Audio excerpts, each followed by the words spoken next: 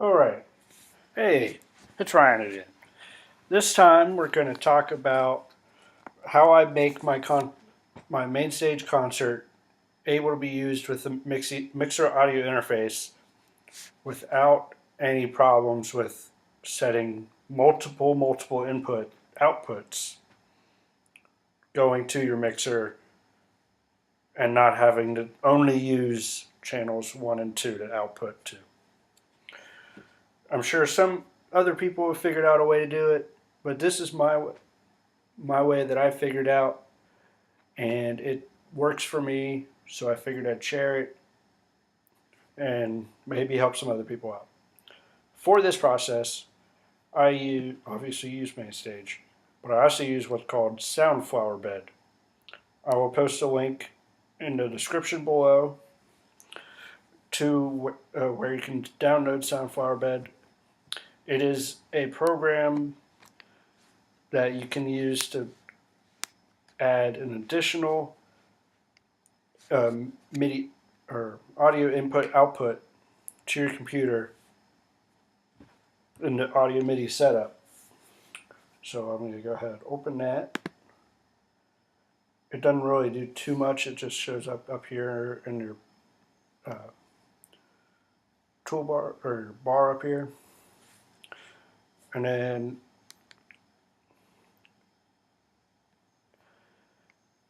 we're going to go start with your basic concert that no aux bus is created, and your audio output is going to probably show on Mainstage that is built-in output. Let's go back, turn that to that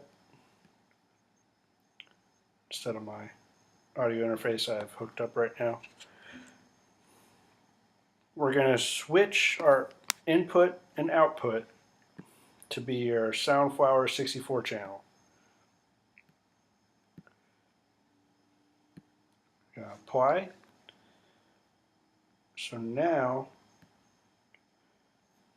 if we were to have a mic coming in, say, channel 5, I could have audio from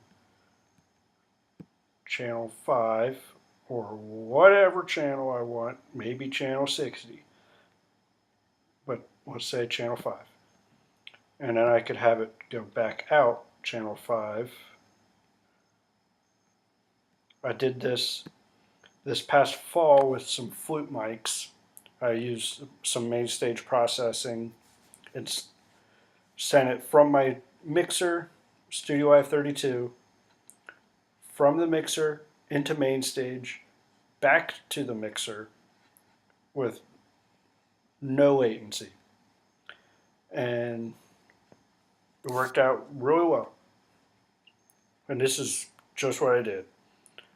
Created this channel strip. Yes, I'm going to create it on concert level. That's what I'm doing right now. So now this channel strip is getting input from channel 5 from currently our virtual mixer, but would essentially become our live mixer once we connect to it. And then it goes back out to channel 5. And notice we also gain an output fader here,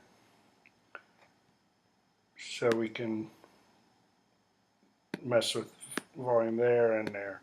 Ideally this one will just stay at 0 and you'll go from here. But that's not what we're working on right now.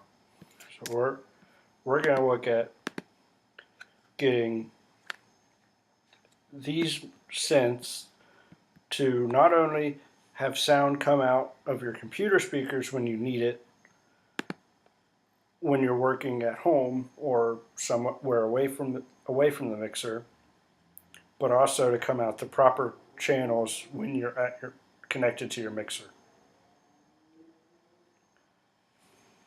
So, to do this, be on your concert level, add an auxiliary bus. You can have it be mono, stereo, whatever. have you. I'm going to go stereo. Input is going to be, or wait.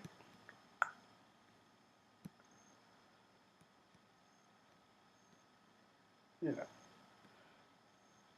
Input's going to be bus 1, and then your output will be whatever channels you want it to be.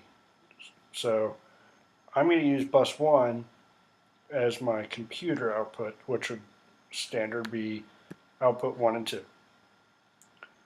So create, and then I'm going to rename that computer. That's what my sound through my computer speakers will be. And then we're going to create another one, bus 2. We're going to put this one through channels 29 and 30. Create.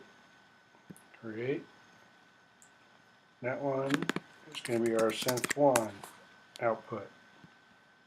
Create another one. Output 31 and 32. Create. So now we have an output for synth 1, synth 2, and our computer speakers.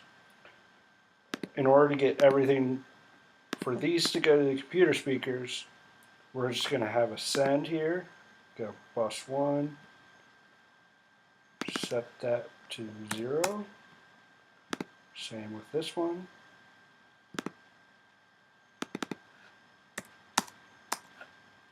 And we're ready to go to send this sound and this sound over to here so we can get our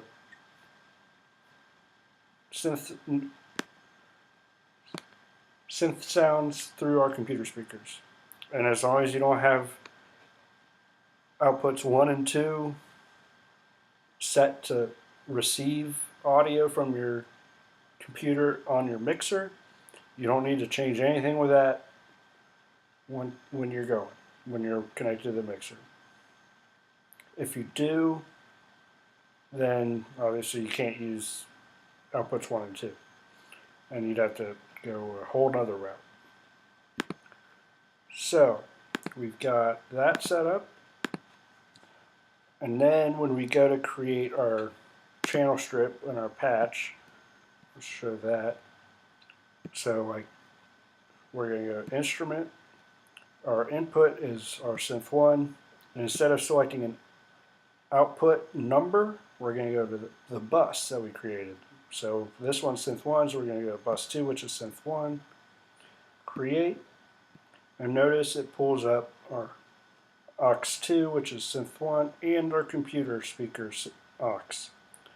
So now when I go to create this instrument, notice it plays in both. It will play out of the synth 1, so if I were to mute this, then I'm not going to hear anything because it's coming out of outputs 29 and 30, which my computer does not have. And so let's unmute that. So now we're getting our Steinway Grand playing through our computer speakers again. And you do the same thing, just with the different synth for the other ones.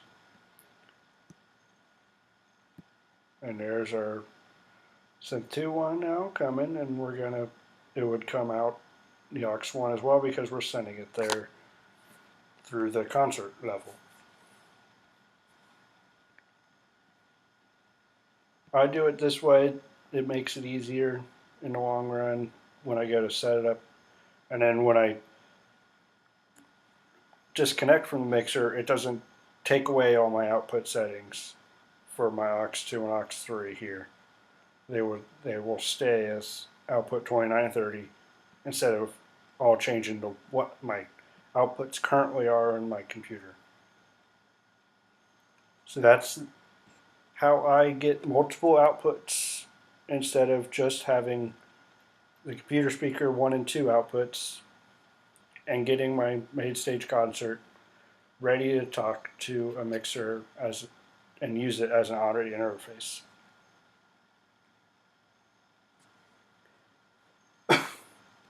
So that's that. Thank you. I'll see you next time when we're talking about Kontakt 5 and virtual drumline, getting that ready to receive MIDI input from Finale.